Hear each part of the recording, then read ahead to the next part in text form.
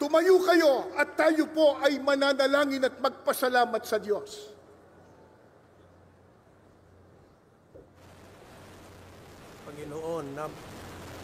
Panginoon namin Diyos, buong puso po kaming nagpapasalamat sa iyo sapagkat sumasampalataya po kami sa iyong tulong at patnubay.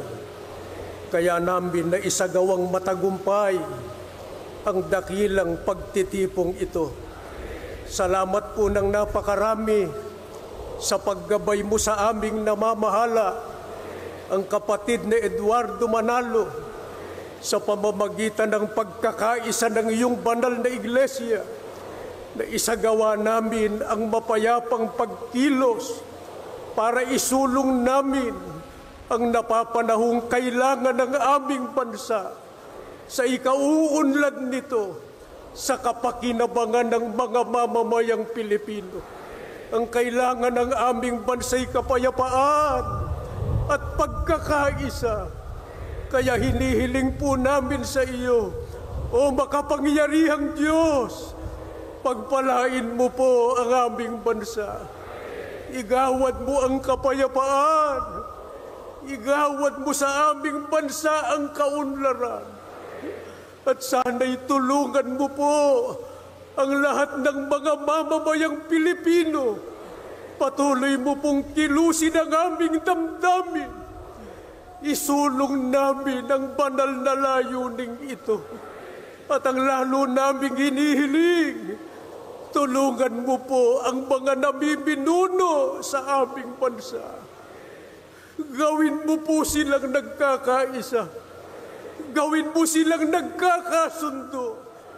Gabayan mo po ang kanilang puso, ang kanilang kaisipan. Buong giting nilang matupad ang tungkuling kanilang sinumpaan, na siyang dahilan kaya sila inihalal at pinagtiwalaan ng mga mamamayang Pilipino. Inihiling namin, patuloy mong basbasan ang iyong iglesia sa pangunguna ng aming namamahala. Ang kapatid na Eduardo Manalo, nangangako kaming mga hinirang mo. Patuloy kaming pasasakop at makikipagkaisa sa kanila, sapagkat kalooban mo po ang kanilang itinuturo. Kaisa nila kami sa pagmamahal, sa pagmamalasakit sa aming bansa.